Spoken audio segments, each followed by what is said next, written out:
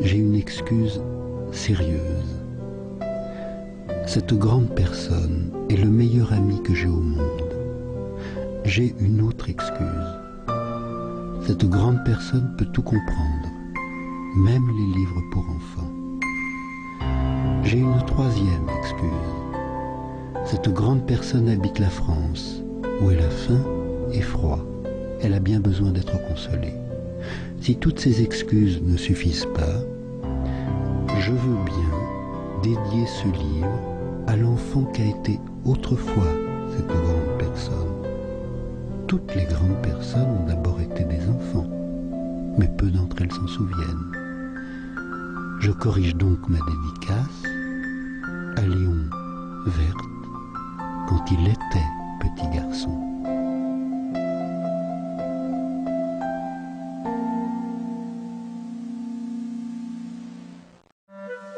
Lorsque j'avais 6 ans, j'ai vu, une fois, une magnifique image dans un livre sur la forêt vierge qui s'appelait « Histoire vécue ». Ça représentait un serpent boa qui avalait un fauve. Voilà la copie du dessin. On disait dans le livre, les serpents boa avalent leur proie tout entière sans la mâcher. Ensuite, ils ne peuvent plus bouger et ils dorment pendant les 6 mois de leur digestion.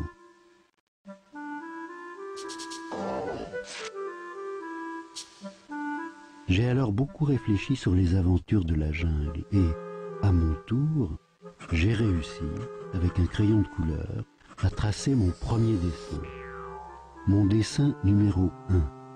Il était comme ça.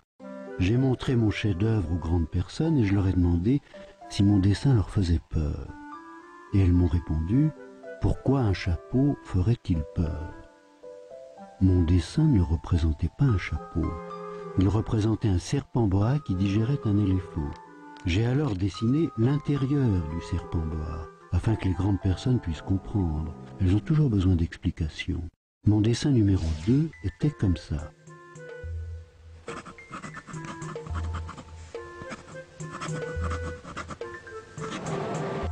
Les grandes personnes m'ont conseillé de laisser de côté les dessins de serpents boa ouverts ou fermés et de m'intéresser plutôt à la géographie, à l'histoire, au calcul et à la grammaire.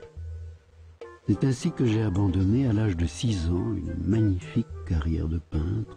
J'avais été découragé par l'insuccès de mon dessin numéro 1 et de mon dessin numéro 2. Les grandes personnes ne comprennent jamais rien toutes seules et c'est fatigant pour les enfants de toujours et toujours leur donner des explications. J'ai donc dû choisir un autre métier et j'ai appris à piloter des avions. J'ai volé un peu partout dans le monde et la géographie, c'est exact, m'a beaucoup servi. Je savais reconnaître du premier coup d'œil la Chine de l'Arizona. C'est très utile si l'on est égaré pendant la nuit. J'ai ainsi eu, au cours de ma vie, des tas de contacts avec des tas de gens sérieux. J'ai beaucoup vécu chez les grandes personnes. Je les ai vus de très près. Ça n'a pas trop amélioré mon opinion. Quand j'en rencontrais une qui me paraissait un peu lucide, je faisais l'expérience sur elle de mon dessin numéro 1 que j'ai toujours conservé. Je voulais savoir si elle était vraiment compréhensive. Mais toujours elle me répondait « c'est un chapeau ». Alors je ne lui parlais ni de serpent boa, ni de forêt vierge, ni d'étoiles. Je me mettais à sa portée. Je lui parlais de bridge, de golf, de politique et de cravate. Et la grande personne était bien contente de connaître un homme aussi raisonnable. J'ai ainsi vécu seul, sans personne avec qui parler véritablement, jusqu'à une panne dans le désert du Sahara, il y a 6 ans. Quelque chose s'était cassé dans mon moteur, et comme je n'avais avec moi ni mécanicien ni passager, je me préparais à essayer de réussir tout seul une réparation difficile. C'était pour moi une question de vie ou de mort. J'avais à peine de l'eau à boire pour 8 jours. Le premier soir, je me suis donc endormi sur le sable, à 1000 milles de toute terre habitée. J'étais bien plus isolé qu'un naufragé sur un radeau au milieu de l'océan. Alors vous imaginez ma surprise, au lever du jour, quand une drôle de petite voix m'a réveillé. Elle disait « S'il vous plaît, dessine-moi un mouton. » Hein? Dessine-moi un mouton. J'ai sauté sur mes pieds comme si j'avais été frappé par la foudre. J'ai bien frotté mes yeux, j'ai bien regardé, et j'ai vu un petit bonhomme tout à fait extraordinaire qui me considérait gravement. Voilà le meilleur portrait que, plus tard, j'ai réussi à faire de lui. Mais mon dessin, bien sûr, est beaucoup moins ravissant que le modèle. Ce n'est pas ma faute. J'avais été découragé dans ma carrière de peintre par les grandes personnes, à l'âge de 6 ans, et je n'avais rien appris à dessiner, sauf les boas fermés et les boas ouverts. Je regardais donc cette apparition avec des yeux tout ronds d'étonnement. N'oubliez pas que je me trouvais à 1000 milles de toute région habitée. Or, mon petit bonhomme ne me semblait ni égaré, ni mort de fatigue, ni mort de faim, ni mort de soif, ni mort de peur.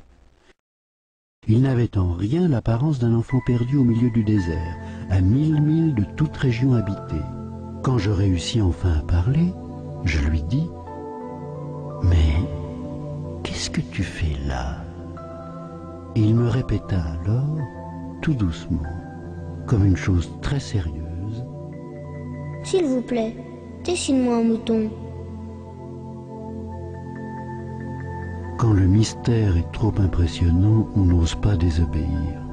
Aussi absurde que cela me sembla à 1000 milles de tous les endroits habités et en danger de mort, je sortis de ma poche une feuille de papier et un stylographe. Mais je me rappelais alors que j'avais surtout étudié la géographie, l'histoire, le calcul et la grammaire, et je dis au petit bonhomme avec un peu de mauvaise humeur que je ne savais pas dessiner. Il me répondit « Ça ne fait rien, dessine-moi un mouton. »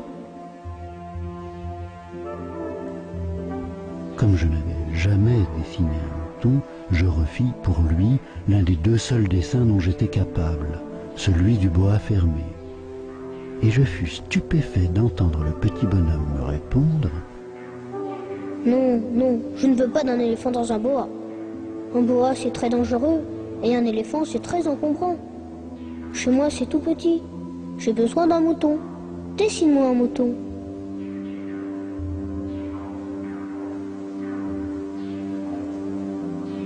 Alors, j'ai dessiné.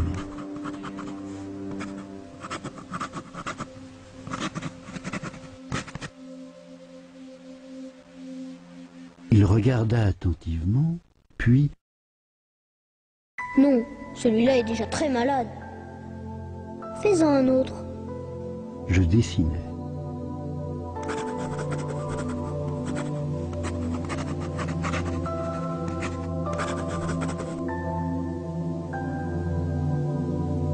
Mon ami sourit gentiment, avec indulgence.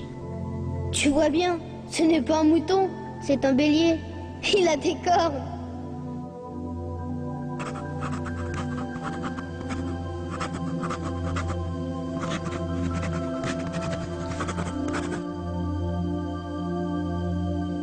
Je refis donc encore mon dessin, mais il fut refusé, comme les précédents. « Celui-là est trop vieux.